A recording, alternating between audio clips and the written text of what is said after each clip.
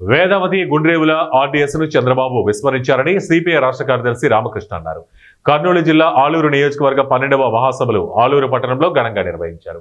ఈ మహాసభలకు సిపిఐ రాష్ట్ర కార్యదర్శి రామకృష్ణ, రైతు సంఘం రాష్ట్ర అధ్యక్షులు రామచంద్రయ్యలు హాజరయ్యారు. సభను ఉద్దేశించి మాట్లాడుతూ కేంద్రంలో రాష్ట్రంలో డబుల్ ఇంజన్ సర్కార్ నడుస్తోందని చెబుతున్న కూటమి ప్రభుత్వం ప్రజలకు చేసిందేమీ లేదని, కేవలం ఆదాని అంబానీలకు దేశాన్ని తాకట్టు పెట్టారని అన్నారు.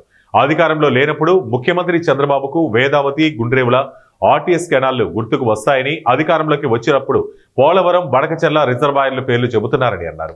ఈ ప్రాజెక్టులకు 80,000 కోట్లు ఖర్చు అవుతుందని, ప్రాజెక్టు పూర్తయ్యే వరకు 2 లక్షల కోట్లు అవుతుందని అన్నారు. ఇక ఆలూరు నియోజకవర్గంలో టీడీపీ నాయకులు ఒకరి పంచెలు ఒకరు లాక్కుంటున్నారని, వారికి ప్రజా సమస్యలు పట్టలేదన్నారు. ఇన్ఛార్జి పదవి కోసం కొట్టుకుంటున్నారని, నాడు మంత్రిగా ఉన్న జయరాం ఆలూరు అభివృద్ధిని మరిచారని అన్నారు. రాష్ట్రంలో ఆలూరు పరిస్థితి ఎమ్మెల్యే గెలిస్తే పార్టీ అధికారంలోకి రాదని, దీనివల్ల అభివృద్ధి ఆగిపోయిందని అన్నారు. పైగా ఇవాళ అన్ని అవాస్తవాలు మాట్లాడుతూ ఉన్నారు. దేశమంతా బ్రహ్మాండంగా అభివృద్ధి అయింది అని చెప్పి అవాస్తవాలు చెప్తా ఉన్నారు.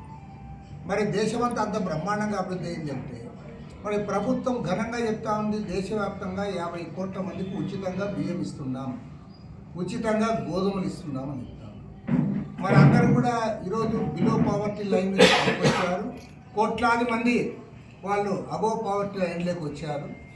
ఓన్లీ 2.3% మాత్రమే భారతదేశంలో పేదవాళ్ళు ఉన్నారంటే, మరి 2.3% పేదవాళ్ళు ఉంటే నువ్వు 50 కోట్ల మందికి నువ్వు ఎందుకు ఉచితంగా బియ్యం ఇస్తా ఉన్నావు?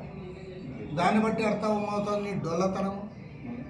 పైగా నువ్వు అధికారంలోకి రాకముందు చాలా గొప్పగా చెప్పావు, రైతుల ఆత్మహత్యలు ఆపుతాం, రైతుల సమస్యలన్నీ పరిష్కారం చేస్తాం, అప్పుల బాధ నుంచి కాపాడుతామన్నావు. కానీ భారతదేశంలో ఇవాళ ప్రభుత్వ గణాంకాల ప్రకారం వ్యవసాయదారుల్లో 55% మంది ఇవాళ అప్పుల పాలై ఉన్నారు. రైతాంగ ఆత్మహత్యలు ఇప్పటికి కూడా కొనసాగుతూ ఉన్నాయి. ఈ నేపథ్యంలో